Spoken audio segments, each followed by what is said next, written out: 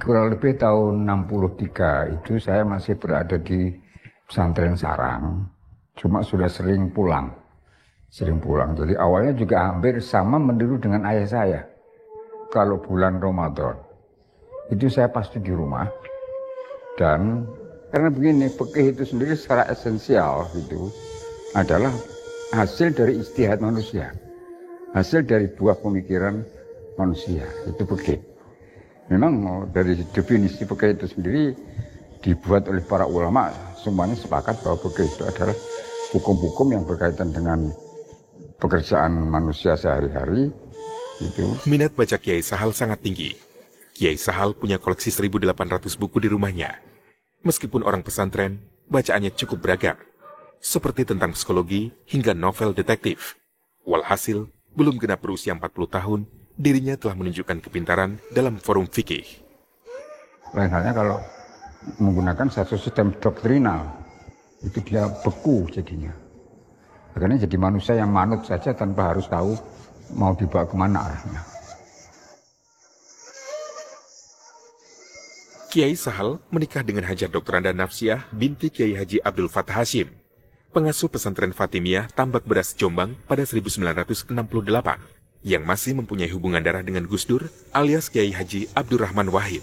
Yang paling urgent pertama kali tentu adalah pendidikan keluarga. Ini yang penting, bagaimana menciptakan satu pendidikan keluarga yang harmonis itu lebih dulu.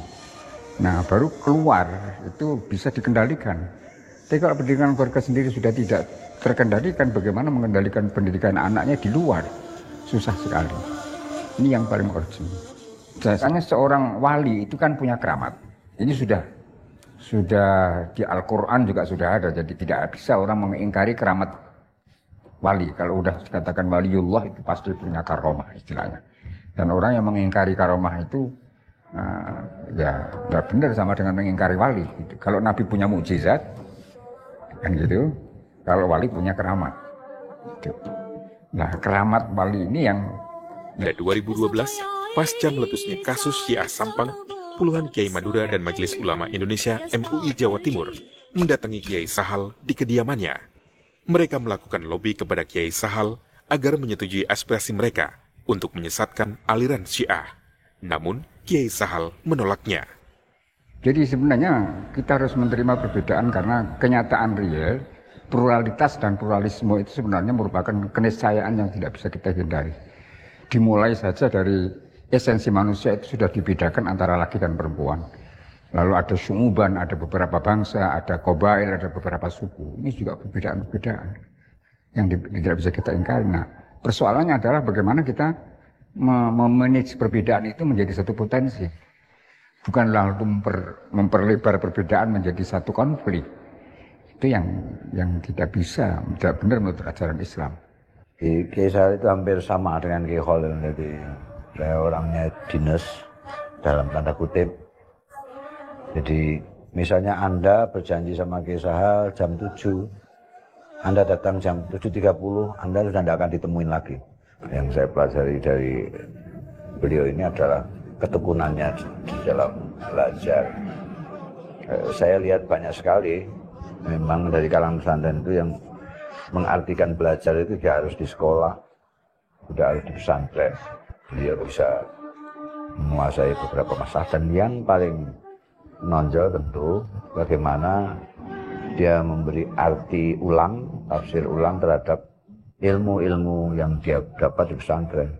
Kitab-kitab kuning beliau aktualisasikan, dikontekstualisasikan dalam kehidupan masa kini.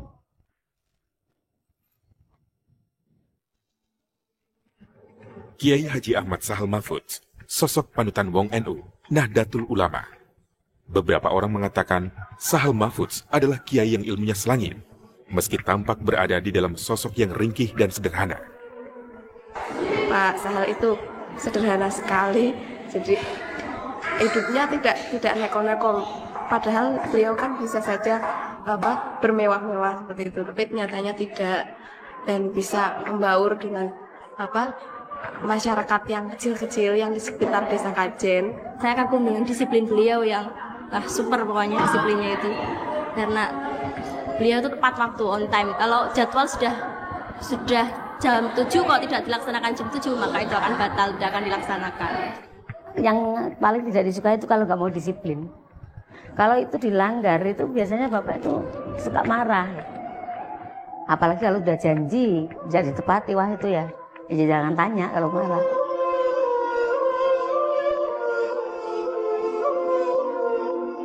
Bapak itu lebih banyak menggunakan untuk membaca mutola'ah, istilahnya mutola'ah kitab. Jadi kalau ada jam-jam tertentu untuk menerima tamu di luar itu memang samping untuk keluarga juga untuk baca itu yang banyak. Karena sosoknya yang sederhana dan tak pernah menonjolkan diri, di kalangan NU sendiri, acap disalah mengerti. Sangat berhati-hati dalam berbicara. Dan memang bapak itu begini, domanya itu pokoknya bicara itu ya seperlunya lah.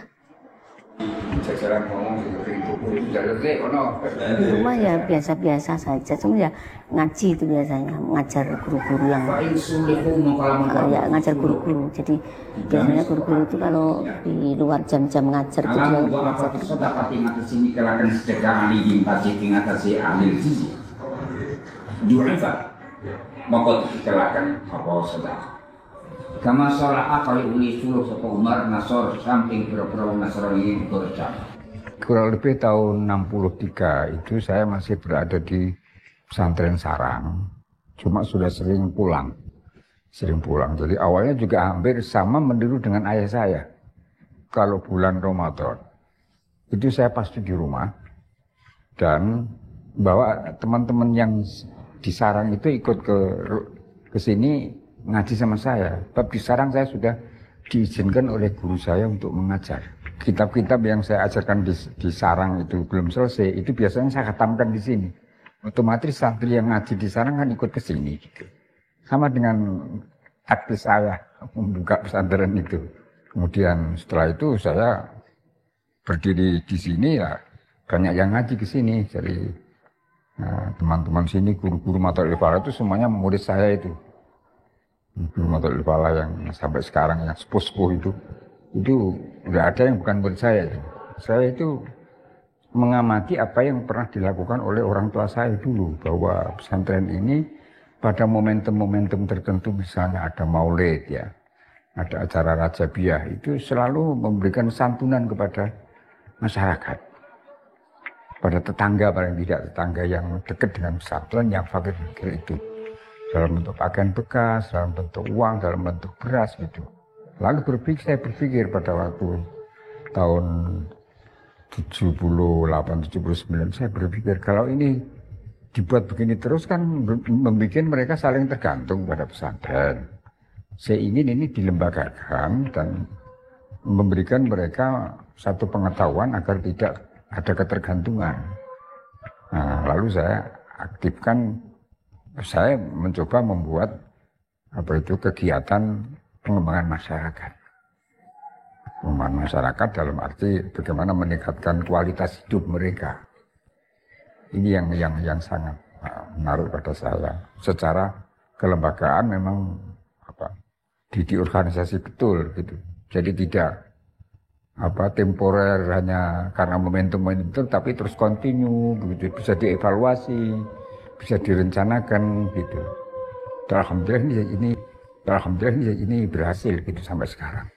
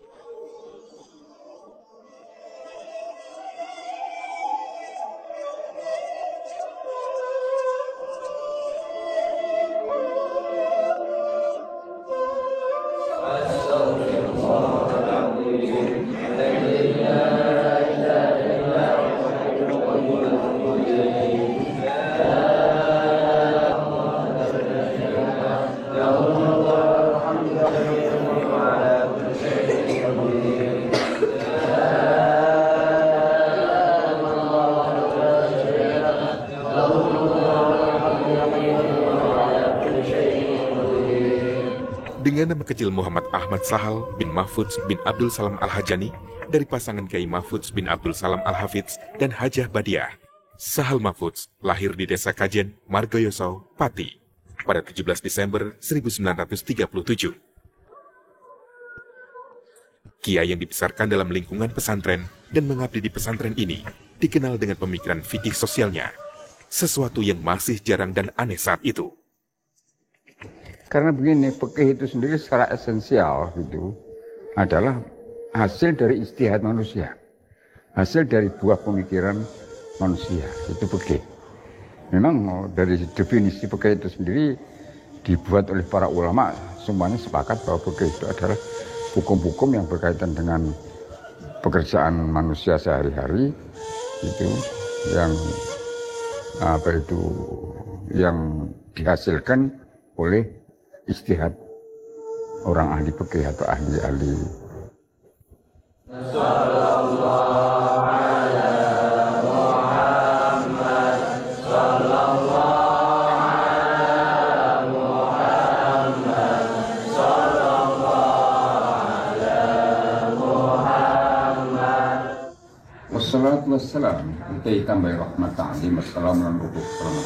Dedikasi Kiai Sahal Mahfudz kepada pesantren, masyarakat, dan ilmu fikih tidak pernah diragukan. Ia menguatkan tradisi dengan ketundukan mutlak pada ketentuan hukum dalam kitab-kitab fikih, ditambah keserasian dengan akhlak yang diajarkan dari ulama tradisional.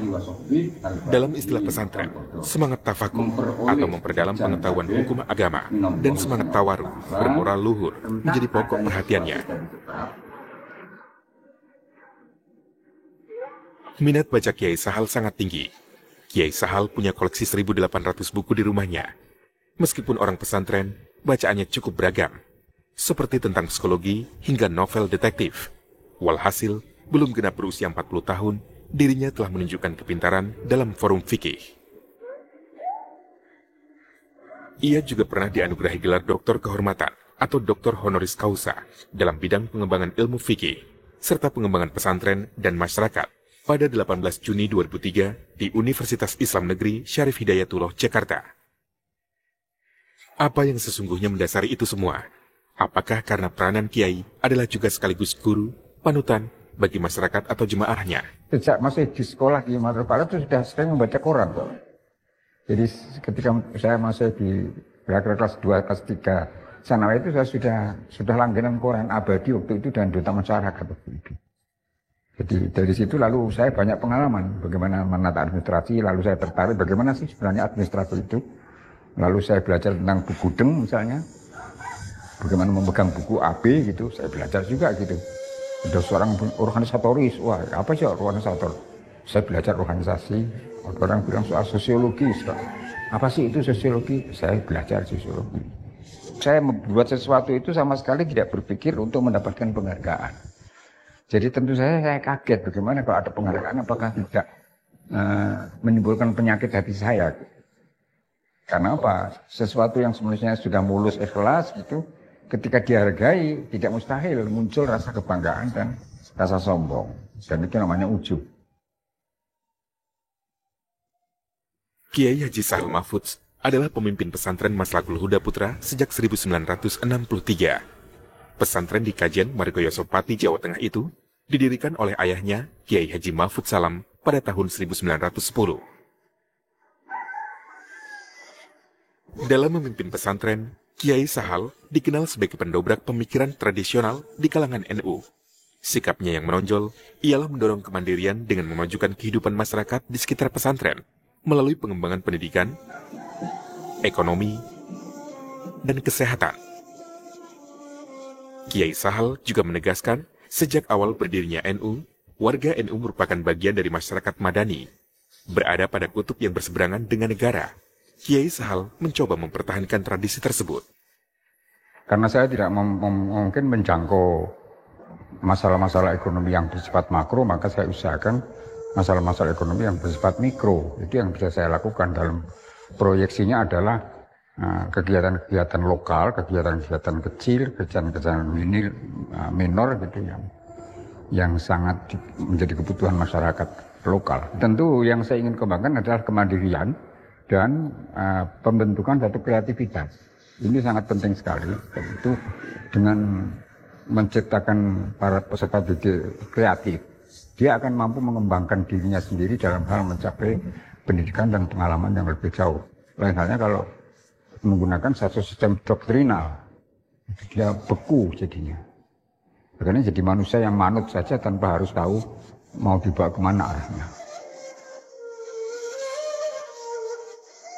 Kiai Sahal menikah dengan Haja Dr. Anda Nafsiah binti Kiai Haji Abdul Fattah Hashim, pengasuh pesantren Fatimiyah Tambak Beras Jombang pada 1968, yang masih mempunyai hubungan darah dengan Gus Dur alias Kiai Haji Abdurrahman Wahid. Ibu kandung Haja Nafsiah adalah adik kandung ibu dari Gus Dur. Sementara itu, ayah dari Kiai Sahal Mahfudz masih sepupu dari Kiai Haji Bisri Samsuri, kakek Gus Dur. Kiai Haji Ahmad Sahal Mahfudz dikenal sebagai sosok ulama dengan pemikiran fikih sosial dan kenegaraan yang mumpuni. Di bawah naungannya, Nahdlatul Ulama dinilai mampu menjadi organisasi yang menghargai toleransi antara umat beragama. Maslahannya kepada umat ya banyak sekali, terutama kalangan pesantren. Jadi kalangan pesantren ini memang beliau buat agar para santri-santri ini benar-benar berwawasan ke depan yang sangat luas. Jadi tidak terlalu picik di dalam menyikapi daripada ilmunya. Kiai Sahal seorang ulama yang sudah termasuk baik di ranah nasional maupun internasional. Seorang ulama yang tidak hanya dikenal oleh kalangan pesantren, namun banyak pula kalangan intelektual mengenal beliau. Pemikirannya yang dinamis, fleksibel, kritis terhadap suatu masalah dan kontekstual dalam memahami sebuah keadaan, membuat namanya begitu familiar pada semua kalangan. Banyak perguruan tinggi baik lokal maupun mancanegara mencoba mempelajari pemikiran Kiai Sahal, namun mereka sampai sekarang masih belum bisa memahaminya. Kiai Sahal adalah seorang ulama yang ulet dalam hal menulis. Banyak sudah karya yang beliau lahirkan, mulai dari makalah, buku, dan kitab. Beberapa kitab hasil karyanya antara lain Karikatul Husul ala Lubul Usul, Fawaidun Najibah, Syamrotul Hajaniyah, dan masih banyak lagi. Nah, kita harus embat-embat dengan satu metode yang tepat atau satu strategi yang tepat, kita memperoleh satu bargaining position. Itu yang penting di sana sebenarnya, dan itu yang saya lakukan sebenarnya. Semua orientasinya adalah orientasi keumatan, orientasi kemasyarakatan, bukan orientasi ke kelompok dan golongan gitu. Pendidikan, moral, akhlak, dan ekonomi itu yang paling aspek yang paling sangat menjadi kepedulian umat banyak itu, dan jadi kebutuhan yang sangat mendasar. Kiai Sahal Mahfudz memulai pendidikan di Madrasah Ibtidaiyah tahun 1943 sampai 1949, Madrasah Sanawiyah 1950 sampai 1953, dan perguruan Islam Mataliul Falah, Kajen Pati. Jadi saya ini karena masa kecil saya ini terus terang diasuh oleh kedua orang tua saya itu sangat sebentar sekali, karena saya umur 8 sudah ditinggalkan orang tua saya, ibu dan ayah saya itu saya masih sekitar umur 8-9 gitu kira-kira. Dan waktu itu saya dirawat atau diambil oleh yang saya itu perempuan gitu. Tapi soal masalah pendidikan diasuh oleh paman saya, adik ayah saya namanya Ki Abdul Salam. Itu sampai selesai di kelas 3 Aliyah Mathalul Falah kira-kira tahun 1953. Terus saya lulus dari Sanawiyah. Jadi sekolah formalnya saya hanya lulus Sanawiyah sebenarnya. Setelah beberapa tahun belajar di lingkungan sendiri, Sahal Mahfudz muda nyantri ke pesantren Bendo, Pare, Kediri, Jawa Timur, di bawah asuhan Kiai Muhaji. Selanjutnya, tahun 1957 sampai 1960, belajar di pesantren Sarang, Rembang, di bawah pimpinan Kiai Zubair. Pada pertengahan tahun 1960-an, Kiai Sahal belajar ke Mekah, di bawah bimbingan langsung Syekh Yasin Al-Fadani. Nah, lebih dari situ lalu saya nyantri di pesantren Bendo Kediri Pare. Nah, kira-kira 3,5 tahun. Jadi, habis dari situ lalu saya nyantri di pesantren Karangmangu, Sarang, Rembang, kira-kira fullnya gitu. Yang saya anggap full itu karena memang terus-menerus gitu. Kira-kira 2 tahunan, karena meskipun tahunnya lebih dari 3 tahun sedikit, tetapi sering pulang sudah waktu itu. Sudah sering ikut menangani pesantren dan madrasah Madrasatul Falah. Pendidikan umumnya hanya diperoleh dari kursus ilmu umum di Kajen 1951 sampai 1953. Namun pemikiran-pemikiran Kiai Sahal mendapat apresiasi secara luas, baik di level nasional maupun internasional. Yang paling urgent pertama kali tentu adalah pendidikan keluarga. Ini yang penting, bagaimana menciptakan satu pendidikan keluarga yang harmonis itu lebih dulu. Nah, baru keluar itu bisa dikendalikan. Tapi kalau pendidikan keluarga sendiri sudah tidak terkendalikan, bagaimana mengendalikan pendidikan anaknya di luar? Susah sekali. Ini yang paling urgent. Saya bilang pendidikan bukan pengajaran. Ya artinya siswa sama istri ketika sudah punya anak, dia harus memposisikan sebagai pendidik. Itu harus memposisikan sebagai pendidik. Jadi ada proses pendidikan keluarga. Kalau ingin menjadikan anaknya menjadi kreatif, ya harus dididik bagaimana metode pembentukan kreativitas si anak itu sendiri, itu misalnya. Di dalam kemasyarakatan, Kiai Sahal memegang beberapa jabatan penting. Salah satunya, beliau adalah Ketua Majelis Ulama Indonesia atau MUI sejak tahun 2000 hingga tahun 2014. Selama 2 periode, menjabat sebagai Rais Am Syuriah, pengurus besar Nahdlatul Ulama sejak tahun 1999 hingga 2014. Kiai Sahal selama 10 tahun memimpin Majelis Ulama Indonesia atau MUI Provinsi Jawa Tengah. Kemudian didaulat menjadi Ketua Umum Dewan Pimpinan MUI tahun 2000 sampai 2005. Di luar itu, Kiai Sahal adalah Rektor Institut Islam Nahdlatul Ulama atau INISNJ, Jepara, Jawa Tengah sejak tahun 1989 hingga mengantar institut itu menjadi Universitas Islam NU Jepara pada tahun 2013.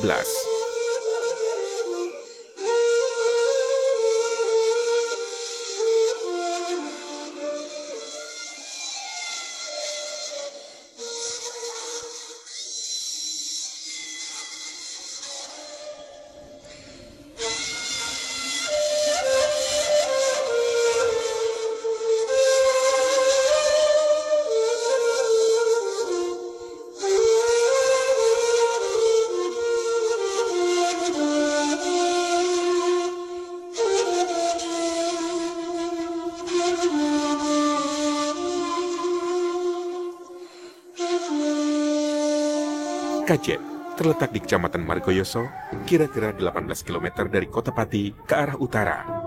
Luas desa Kajen hanya sekitar 63 hektar. Di desa ini tidak ada sawah sama sekali. Walaupun demikian, roda ekonomi desa ini berputar sangat kencang. Di desa Kajen terdapat banyak bangunan menjulang tinggi, seperti pondok pesantren, gedung madrasah-madrasah, dan rumah penduduk desa Kajen. Mayoritas penduduk bermata pencaharian sebagai wira swasta, sehingga banyak ditemukan toko, warung, dan usaha persewaan mobil atau peralatan. Bahkan, di sepanjang jalan Ngemplak Bulu Manis, berjajar toko-toko yang menawarkan aneka produk.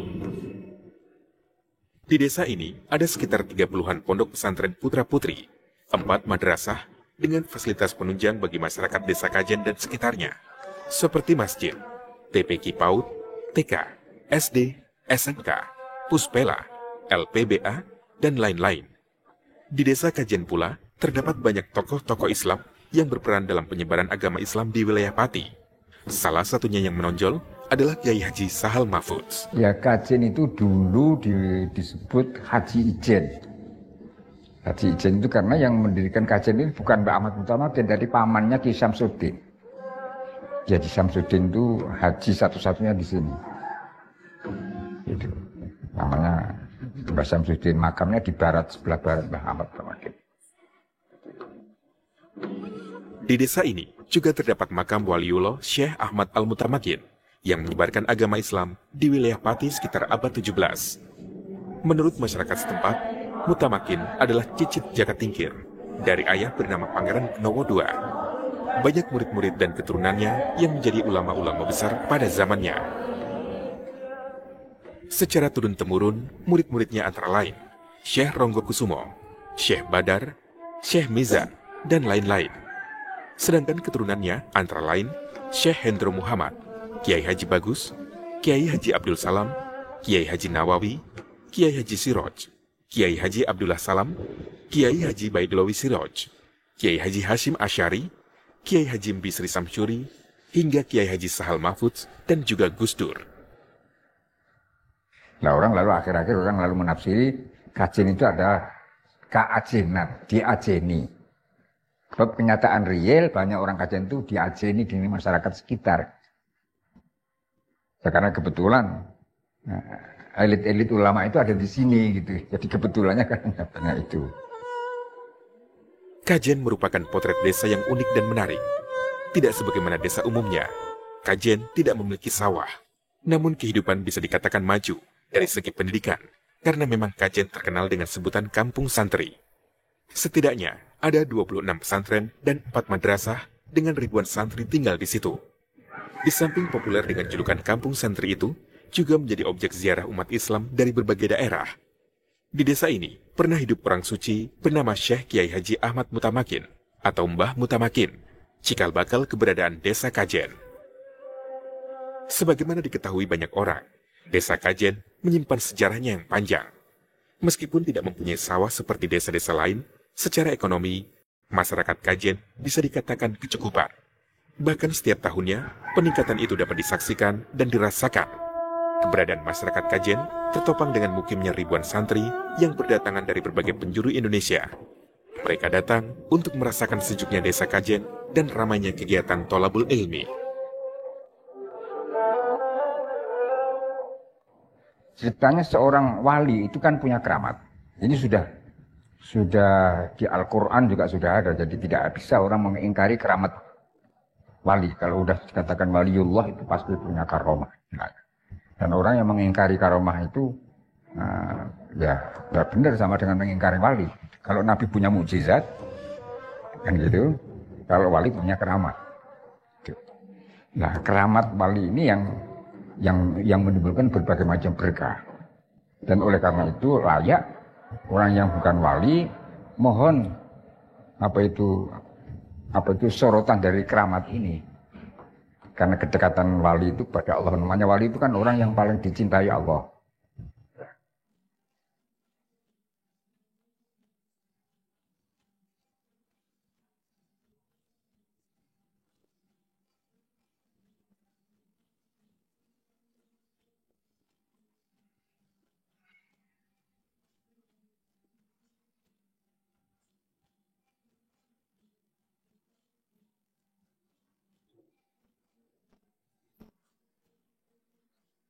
Pesantren adalah sebuah bentuk pendidikan keislaman klasik tradisional yang masih memegang teguh dalam mendalami dan memahami ajaran intelektualitas Islam.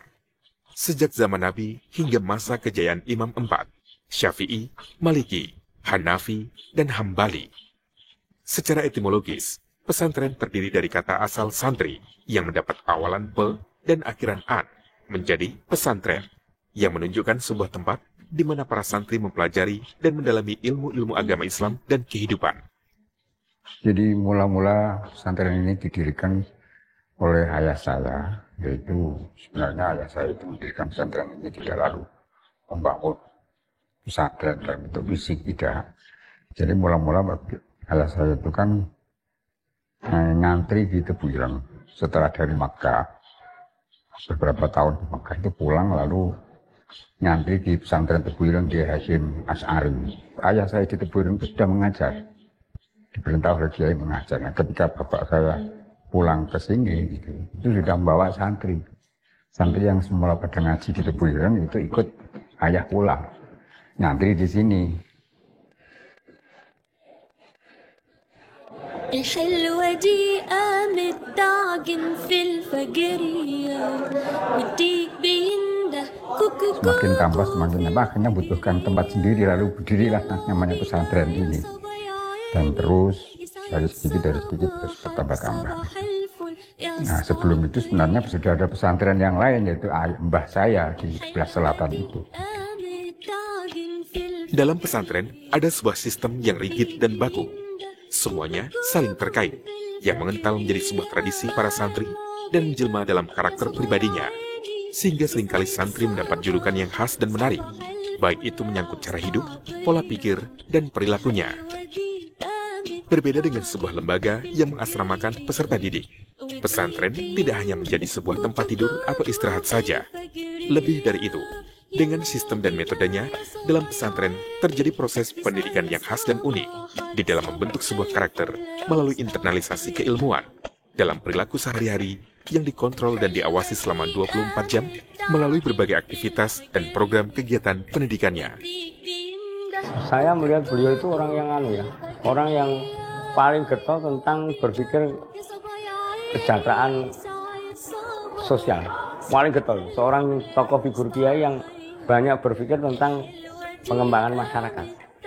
Baik pengembangan masyarakat di bidang keilmuan tentu ya, karena wujudnya lembaga ini itu bisa dilihat indikatornya beliau itu membebaskan pribumi sekolah di sini. Totalitas bebas beasiswa.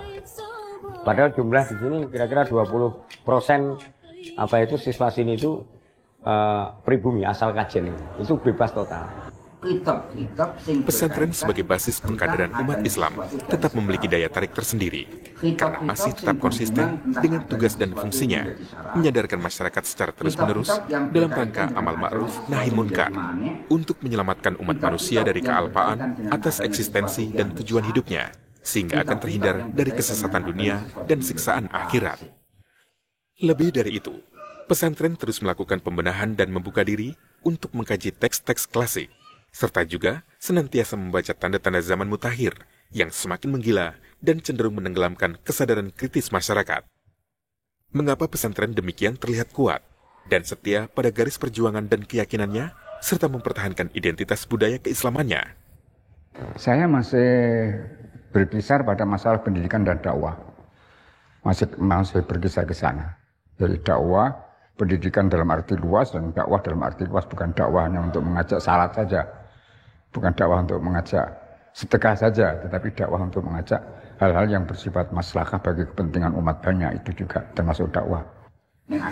Bagaimana dengan proses Kiai Sahal Mahfudz sendiri? Menjadi seorang yang disebut Kiai, apakah Kiai itu semacam gelar atau amanah? Soalnya kan ada juga Kiai dari masyarakat yang sebenarnya bukan karena ilmunya, tapi karena pinternya ngomong aja kan. Ya, karena dia pintar pidato, sering tabligh, meskipun bukan kiai, diberi kalimat kiai kan banyak juga itu. Bukan hanya itu kan juga. Ini produk apa ini? Bukan produk peres, ini produk masyarakat, sama-sama produk masyarakat. Karena yang memberikan label kiai itu masyarakat, karena dia sering mendengarkan ceramahnya. Tetapi kalau saya ada kriteria, yang kriteria ulama itu ada. Itu menurut Imam Ghazali ada 5 kriteria ulama itu, ada 5 ciri disebut sebagai ulama itu, tidak sembarang orang. Pesantren dengan segenap tradisinya yang berdasarkan pada nilai-nilai yang digagas oleh Islam memiliki kemampuan survival, dan itu telah terbukti hingga saat ini. Pesantren dalam sejarah keberadaannya selalu menempatkan kesadaran kritis dan emansipatoris di dalam melaksanakan tujuan hidup dan kehidupan di sekitar dirinya. Pesantren adalah salah satu aset bangsa Indonesia yang indogenius dan bersifat lokal. Dilihat dalam waktu ke depan, dengan berbagai aset dan ciri yang selama ini dimiliki, mempunyai potensi cukup besar untuk ikut serta di dalam proses kebangkitan bangsa yang saat ini sedang terpuruk.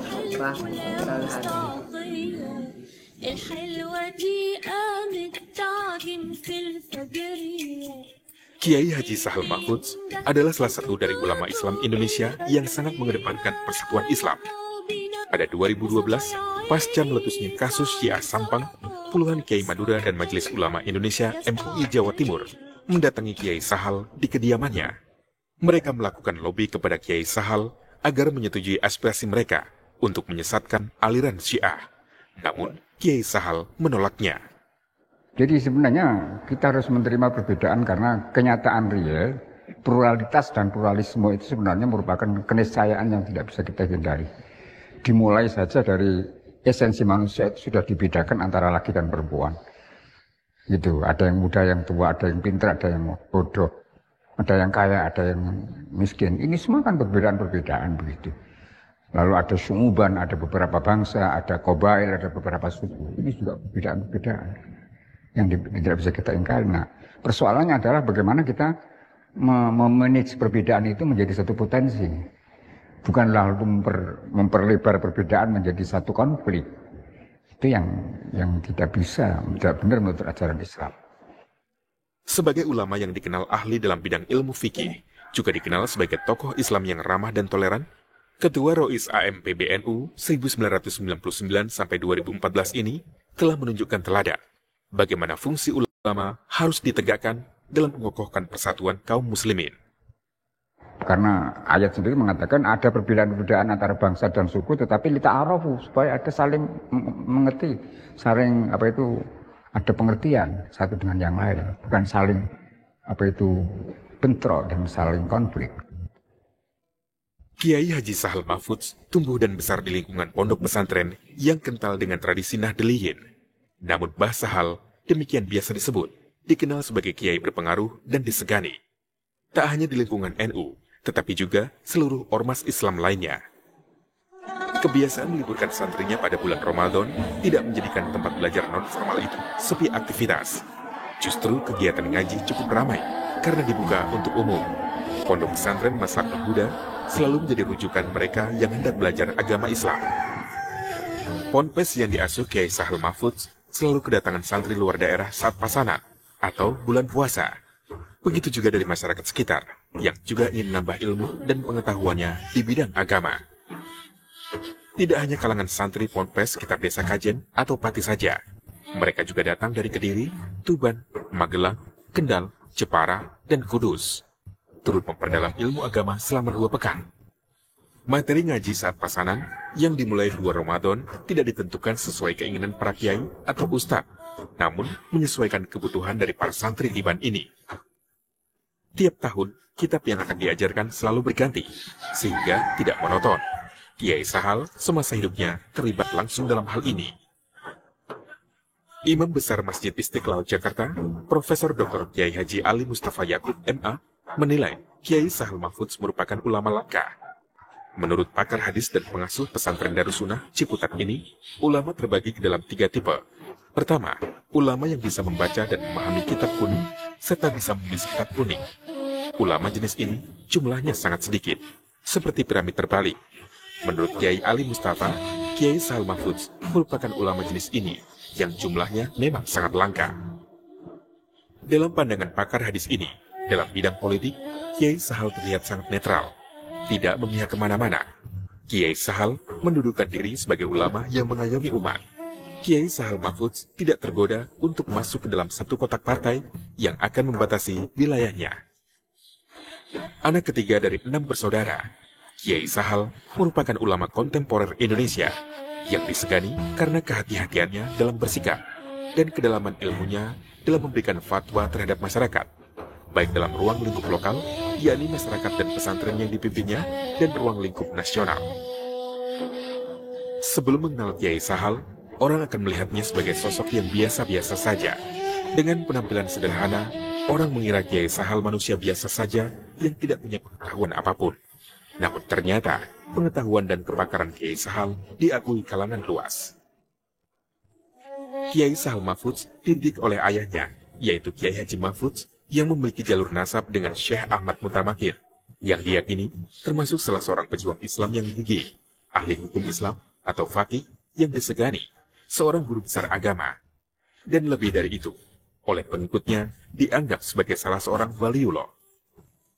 Namun, Kiai Sahal Mahfudz sangat dipengaruhi oleh kekiaian pamannya sendiri, Kiai Haji Abdullah Salam. Sedari kecil, Kiai Sahal dididik dan dibesarkan dalam semangat memelihara derajat penguasaan ilmu-ilmu keagamaan tradisional. Apalagi Kiai Mahfudz Salam, ayahnya sendiri seorang Kiai ampuh, adik sepupu almarhum Rais AM NU, Kiai Bisri Samsuri. Selain itu, juga terkenal sebagai hafizul Quran yang wirai dan zuhud, dengan pengetahuan agama yang mendalam, terutama ilmu usul. Tentu untuk di Kajen sini yang memelihara saya, tentu ayah saya dan paman saya, Abdul Salam juga saya. Kemudian untuk guru di luar saya itu Hizbul Sarang. Itu memang idola saya. Beliau itu sebenarnya membimbing saya sampai menjadi kritis dan sering memancing-mancing pertanyaan-pertanyaan. Saya punya bukti sekali bahwa guru-guru saya itu tidak ada yang melayani saya dengan emosi, dengan senang hati, dan bahkan kadang-kadang dipancing dengan satu perkataan, kue lanang, aku yo lanang. Anda laki-laki, saya juga laki-laki loh. Itu kan namanya menantang saya, bukan malah marah, bukan. Pesantren adalah tempat mencari ilmu, sekaligus tempat pengabdian Kiai Sahal. Dedikasinya kepada pesantren, pengembangan masyarakat, dan pengembangan ilmu fikih tidak pernah diragukan. Pada dirinya, terdapat tradisi ketundukan mutlak pada ketentuan hukum dalam kitab-kitab fikih, serta keserasian total dengan akhlak ideal yang dituntut dari ulama tradisional. Atau dalam istilah pesantren, ada semangat tafakuh, atau memperdalam pengetahuan hukum agama, dan semangat tawaru atau bermoral luhur. Yang menarik dari Kiai Sahal sangat dekat dengan buku-buku. Minat baca Kiai Sahal sempat tinggi dan bacaannya cukup banyak. Terbukti dengan koleksi 1.800-an judul buku di rumahnya. Hal itu menunjukkan minat bacanya yang besar. Demikian pula ragam bacaannya hingga soal psikologi dan bahkan novel detektif. Meskipun tentu saja bacaan terbanyaknya adalah masalah keagamaan. Sebagai pembaca buku yang tekun, Kiai Sahal juga penulis buku yang produktif. Berbicara tentang karya tulisnya, pada bagian fikih, Kiai Sahal menulis Al-Syamarah Al-Hajainiyah yang membicarakan masalah fuqaha, Al-Barokatu Al-Jumu'ah. Ini mengenai gramatika Arab. Sedangkan karya Kiai Sahal yang berbentuk tulisan mencakup wilayah pemikiran yang luas seperti soal tarikat, pendidikan pesantren, fikih sosial, dan bahkan ensiklopedi ijma. Serta masih banyak lagi risalah dan makalah yang tidak diterbitkan mengenai persoalan sosial dan budaya masyarakatnya. Kitab Tariqatul Husul ala Gayatil Wusul ditulis dalam bahasa Arab dan dicetak pertama kali pada tahun 2000. Buku ini menjadi sumber referensi utama di salah satu universitas, di Universitas Jamiatul Quranul Karim, Sudan. Meskipun menjadi bahan kajian di Sudan, namun kitab karya Mbah Sahal ini kurang begitu dikenal di Indonesia. Hanya beberapa pesantren yang mengkajinya, seperti pesantren Benda Brebes. Tidak dikenalnya kitab kuning tersebut karena keterbatasan jumlah cetak. Selain itu, kurangnya sosialisasi dan ketertutupan pesantren di Indonesia dalam menerima karya-karya ulama Nusantara. Sebenarnya yang saya ingin lontarkan adalah kontekstualisasi fikih itu sendiri dan kontekstualisasi kitab-kitab kuning. Karena di dalam bahasan kitab fikih klasik maupun kitab-kitab kuning yang klasik itu ada beberapa nuansa persoalan-persoalan sosial yang sangat aktual dan masih sangat relevan dengan kehidupan masyarakat sekarang ini. Supaya referensi-referensi klasik itu sangat dianggap sepele begitu. Karena memang satu kekayaan, satu turab istilahnya bagi umat Islam dan bagi masyarakat secara keseluruhan. Kiai Sahal Mahfudz, seorang pakar fikih atau hukum Islam yang sejak menjadi santri seolah sudah terprogram untuk menguasai spesifikasi ilmu tertentu, yaitu dalam bidang ilmu usul fikih, bahasa Arab, dan ilmu kemasyarakatan. Kiai Sahal juga mampu memberikan solusi permasalahan umat, tak hanya terkait dengan 3 bidang tersebut. Contohnya, dalam bidang kesehatan, Kiai Sahal menemukan suatu bagian tersendiri dalam fikih. Bahkan, tak ada yang menyangka perhatiannya pada soal kesehatan, Kiai Sahal Mahfudz mendapat penghargaan dari WHO. Dengan gagasannya, mendirikan Taman Gizi yang digerakkan para santri untuk menangani anak-anak balita seperti posyandu. Selain itu, juga mendirikan balai kesehatan yang sekarang berkembang menjadi rumah sakit Islam. Dan supaya masyarakat kajen, supados masyarakat kajen niku tetep ngajeni awake. Ngajeni awake niku artose ya ampun ngantos nyupeaken menapa ingkang dipun amanataken dening Allah Subhanahu wa taala selama gesang. Niku namanya ngajeni awak. Mboten kok ngajeni awak iku rumangsa gedhe iku sing paling penting. Lan umumipun menawi tiyang kajen niku kedahipun teng pundi kemawon kedah diajeni. Lah saged dipun ajeni niku nek pancen tiyang niku disiplin nindakake perintah-perintah Allah. Niku kula datang masyarakat kajen. Jadi Kiai Sahal itu hampir sama dengan Kiai Khalil. Beliau orangnya dinas dalam tanda kutip. Jadi misalnya Anda berjanji sama Kiai Sahal jam 7 Anda datang jam 7.30, Anda sudah tidak akan ditemuin lagi. Yang saya pelajari dari beliau ini adalah ketekunannya di dalam belajar. Saya lihat banyak sekali memang dari kalangan pesantren itu yang mengartikan belajar itu tidak harus di sekolah, tidak harus di pesantren. Beliau bisa menguasai beberapa masalah, dan yang paling menonjol tentu bagaimana dia memberi arti ulang, tafsir ulang terhadap ilmu-ilmu yang dia dapat di pesantren. Kitab-kitab kuning beliau aktualisasikan, dikontekstualisasikan dalam kehidupan masa kini. Itu saya kira salah satu keistimewaan Kiai Sahal. Januari 2014, Kiai Haji Ahmad Sahal Mahfudz wafat. Sebagaimana dikatakan oleh Gusmus, orang besar bukanlah orang yang punya jabatan, status sosial, dan santri yang banyak. Akan tetapi, orang besar adalah orang yang dapat mencetak santri atau murid yang besar pula. Demikian pula Kiai Sahal. Kiai Sahal, sosok pendobrak tradisi ilmu fikih pesantren, menjadi lebih bisa dipahami oleh kalangan non-pesantren. Beliau tidak segan bila berbeda pendapat dengan ulama pesantren yang lebih mengedepankan tekstual dalam memutuskan masalah hukum Islam. Karena sosok Kiai Sahal merupakan ulama yang mengkombinasikan antara tekstual dan kontekstual dalam memahami permasalahan yang timbul di masyarakat, terutama tentang fikih. Tidak mengherankan bila beliau dinobatkan sebagai pencetus fikih sosial. Kiai Sahal, salah satu putra terbaik negeri ini, sebuah kepulangan yang membuat rasa kehilangan bagi bangsa. Ia mewakafkan hidupnya untuk santri, keilmuan, dan bangsa. Namun, di atas itu semua, ia pelajaran dan teladan tentang seorang berintegritas. Semoga semua ini menjadi sumur pahala yang tak pernah kering baginya. Allahumma ikfir lahu wa irhamhu wa afihi wa afu anhu. Lahu al-Fatihah.